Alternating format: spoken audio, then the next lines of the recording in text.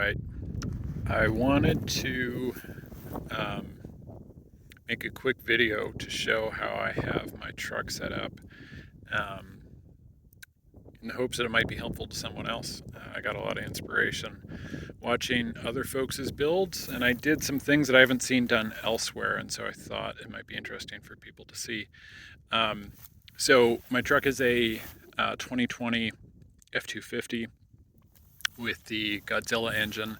I have an AT Atlas um, topper that pops up.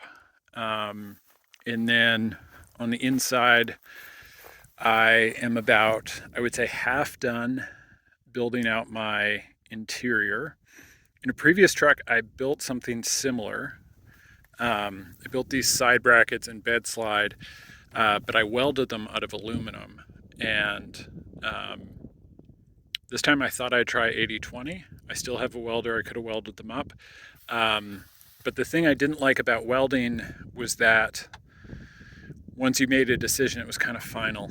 And I usually end up making changes to stuff over time. And it's really hard once you've welded things up. Whereas this, like, for example, if I want to change where this sits, in or out, I can replace 4 of these cross braces and anchor to a new spot on the floor and slide this in or out, and I'm good.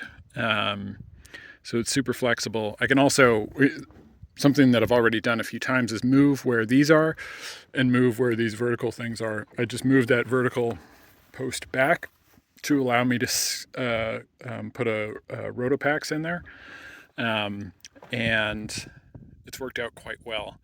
You do really have to cinch the bolts down, otherwise they rattle loose.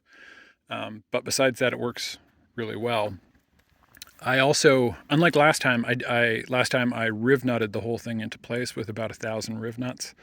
That turned out to be kind of a nightmare because once the bolts got a bit corroded in there, you couldn't back them out. The riv nuts would just spin in place. For this, I anchored to the factory bolts that hold the bed on, and right now I'm just anchoring to the front. I put an aluminum bar. I might show how that's built later, but I basically just kind of put a spacer in and built an aluminum bracket to anchor this down in the front. That's the main spot that I'm concerned about. And then I'm anchoring here to the edge of the top rail, basically the gunnel, through the same mounts that they use to mount my Atlas. And so far that seems sufficient. My original plan was then to also mount to these bolts back here to basically put a piece of flat plate along the back. Once I get the bed slide in, we'll see if that's needed. But right now it actually seems like it might not be needed. So my plan is to run one more rail down the side here, and that'll be the rail for my bed slide to grip on, and it'll roll off of that above the deck height. So I'm going to try and keep the deck height as low as possible and have it slide out the back here. But already this thing is super useful, just to kind of keep some stuff in place. So if we go back to the back here, this is an angle cooler refrigerator freezer. It's been fantastic. I had it in my last truck and I moved it over here. Somewhat unconventionally, it doesn't move, and it's in front of the rear wheel well. This is a spot that probably wouldn't work for many people because you really do have to be tall enough to reach it over the side. And often I end up standing on my back tire to get in there. But for my particular needs, I think it's sufficient.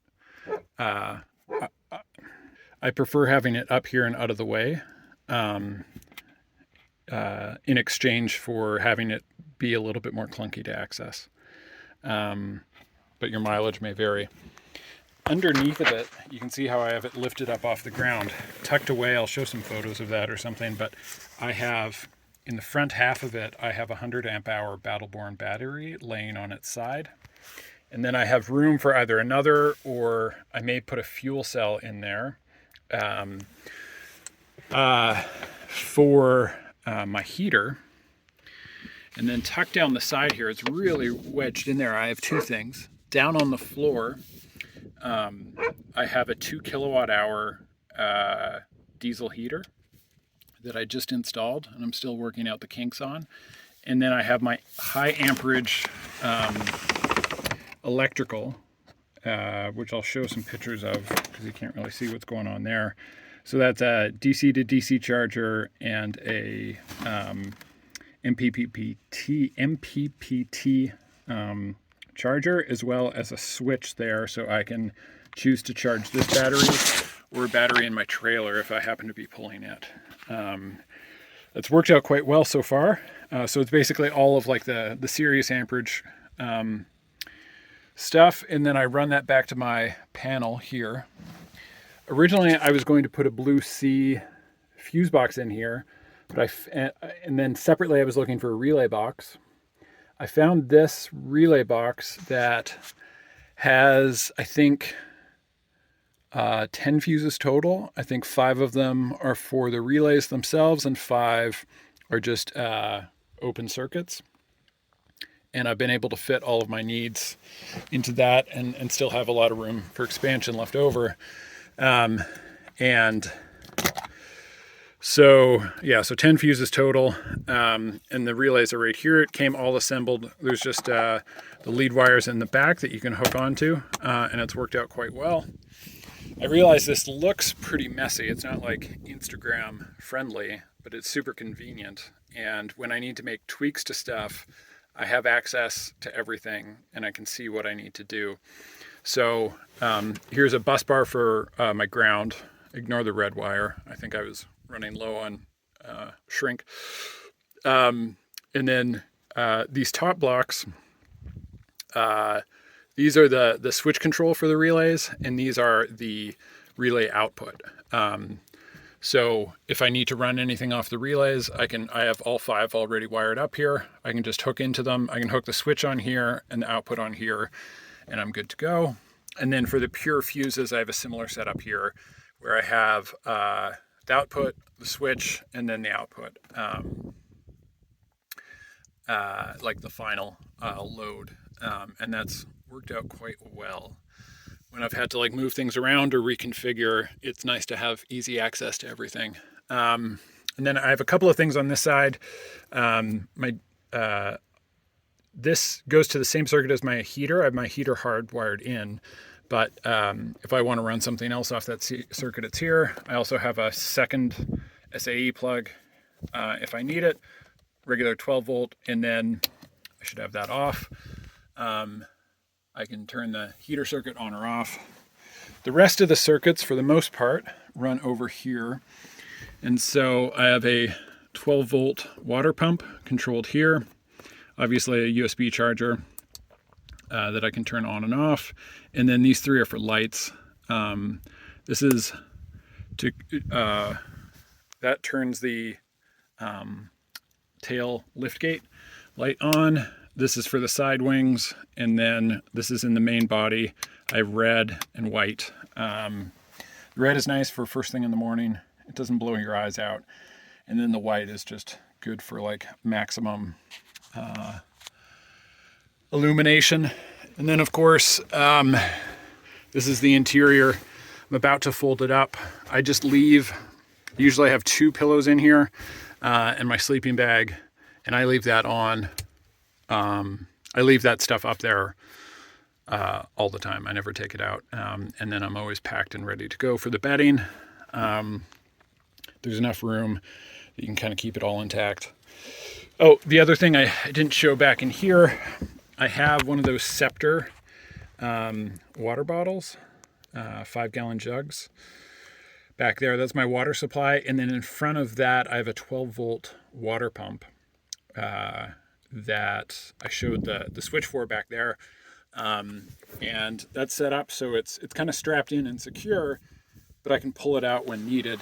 Like in the winter time, if it's freezing, I can just rip the whole thing out in 5 minutes.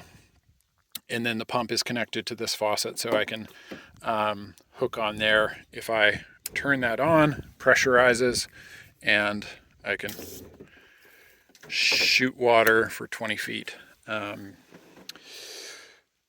And it looks like there's not that much room in here, but there is actually quite a bit. I have a 65 quart cooler tucked away back in there, my duck decoys, and then these are fairly large totes, 2 of them stacked up, dog food. I have something else wedged down in the side there. So there's a lot of stuff kind of packed in. At night, I have 2 pointers with me.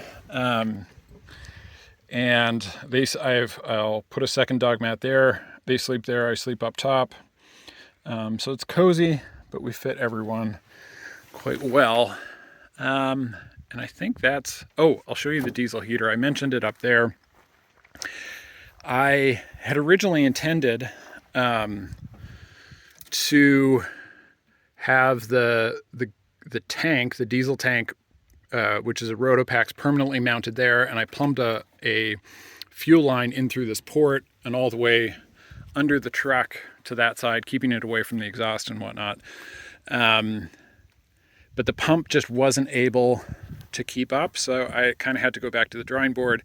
I did try to put a 12-volt fuel pump as a booster. That burnt out right away, so I'm not sure what the deal was with that. And so I needed to get going for this trip, and I really wanted to have a heater.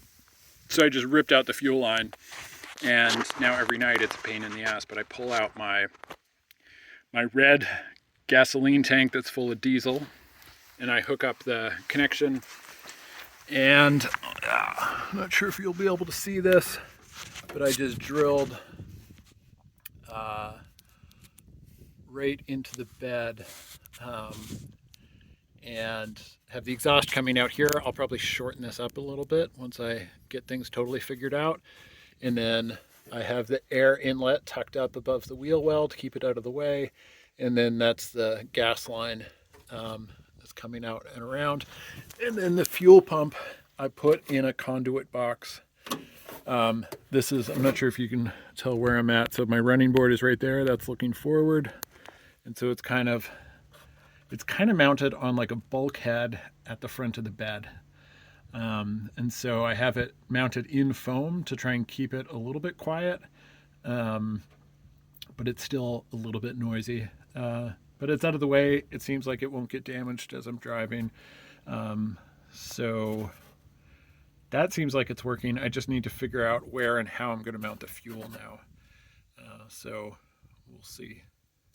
Not to bounce around too much, but I mentioned the lighting. I don't think I really showed them. I'll show a picture of everything lit up, but so on each of the side access doors, I have LED strip lights there, and one off of the tailgate, in addition to along the top side rails there. And so those are all switched separately. This thing in particular is super useful when I'm working on my tailgate at night. I use it at home sometimes when I'm doing stuff. Like it's just handy all the time. The ones on the side are great kind of campsite lighting, so you can have things on. Like I'll have the dogs water and feeder out here, so you can kind of see what's going on. And they cast quite a bit of light all around. So that's it. I think I've covered mostly everything.